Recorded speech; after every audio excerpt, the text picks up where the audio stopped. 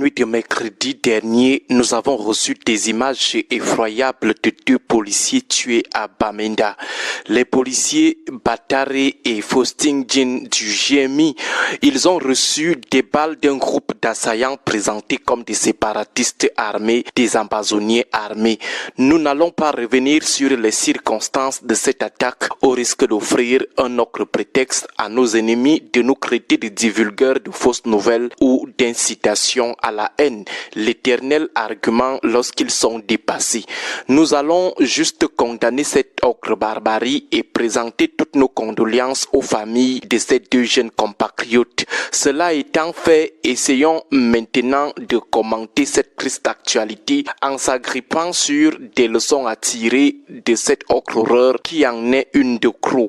Première leçon, ceux qui racontent partout que la paix est de retour dans les 2 régions anglophones du pays sont soit des ignorants tout faits, soit des menteurs manipulateurs. En guise d'illustration, depuis 2017, il y a ville morte à Bamenda. Bamenda, c'est la capitale politique de la région du Nord-Ouest. Chaque lundi, c'est la psychose chez quiconque veut tenter une activité le lundi à Bamenda.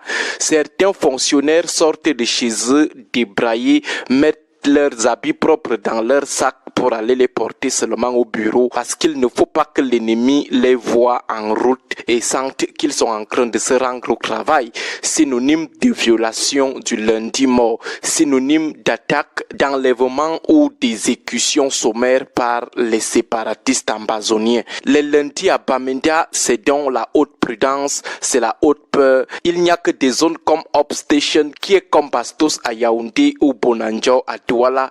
Voilà des zones qui sont un peu à l'abri de la psychose chaque lundi. Là, on est dans la capitale politique d'une région. Imaginez alors le reste de la région.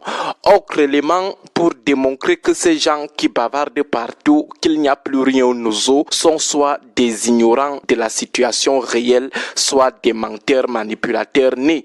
C'est la peur qui hante les élites administratives et politiques chaque fois qu'ils ont à se déplacer dans la zone. Pourquoi les sous-préfets, préfets et gouverneurs des régions anglophones continuent de se déplacer dans la zone sous forte escorte des militaires armés jusqu'aux dents? Pourquoi ils ne se déplacent pas comme leurs homologues des zones francophones si la situation est déjà stable? Beaucoup d'entre elles ne résident même pas dans leur zone d'affectation. Pourquoi les ministres, députés, barons anglophones qui chantent partout ici à Yaoundé, dans les bureaux climatisés de Yaoundé, pourquoi ces élites ne partent-elles plus dormir dans leur village depuis 2016? S'il n'y a plus de guerre en zone anglophone, recommencez donc à aller dans vos villages jouer au songo, recommencez à aller présider les championnats de vacances dans la zone. Si tout est revenu à la normale dans les zones anglophones, pourquoi fuyez-vous donc vos propres villages depuis 7 ans aujourd'hui? À ces preuves, pour mettre à nu l'imposture et le mensonge de ces manipulateurs, on va ajouter ces grammes qu'on continue d'observer dans la zone anglophone comme ce gramme de la semaine dernière. Deuxième leçon qui découle de la première, c'est-à-dire qui découle du déni d'une réalité qui saute à l'œil. Cette deuxième leçon, c'est le peu de rigueur de l'encadrement sécuritaire depuis un bon bout. Du moment où vous estimez que tout est revenu à la normale, qu'est-ce qui pourrait encore vous amener à être conséquent? Vous n'allez que tout relâcher et faire désormais le service minimum dans plusieurs zones. Les circonstances de l'attaque de la semaine dernière confortent d'ailleurs cette dénonciation. Des moyens conséquents en quantité et en qualité ne sont pas toujours au rendez-vous pour prévenir ou riposter. Parfois, on a le sentiment qu'il y a une simple complaisance ou négligence. Pourtant, le mal reste assez prononcé sur le terrain. Troisième leçon, nous constatons tous que les Amazoniens restent actifs dans la zone anglophone. Malheureusement, ils contrôlent encore une bonne partie de l'économie du danger et disposent encore des sanctuaires qui assurent leur présence sur le territoire. Un territoire qui devrait en principe être sous le plein contrôle de nos seules forces de sécurité et de défense. Quatrième leçon, depuis le déclenchement de la crise anglophone, les solutions élaborées élaborée et mise en œuvre par notre gouvernement n'arrive pas toujours à mettre un terme aux hostilités, à rétablir la paix dans la zone. Ces solutions seraient donc incompétentes, insuffisantes ou inappropriées. La compétence se juge par l'efficacité. L'efficacité, à son tour, se juge par la résolution complète du problème à résoudre. Mais voilà 7 ans de solution, 7 ans d'enlisement. Nous ne savons donc pas s'il faut à tout prix dire que le gouvernement est compétent, efficace ou bon sur ce coup. Sauf à vouloir s'entêter dans la mauvaise foi.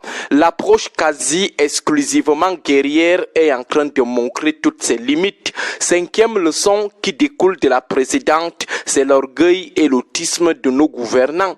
Ils n'écoutent pas ceux qui pensent que cette crise devenue guerre ne peut être totalement résolue que par le solutionnement du problème anglophone et non par les seules armes. Un problème de frustration ou d'injustice ne peut pas être résolu par les armes.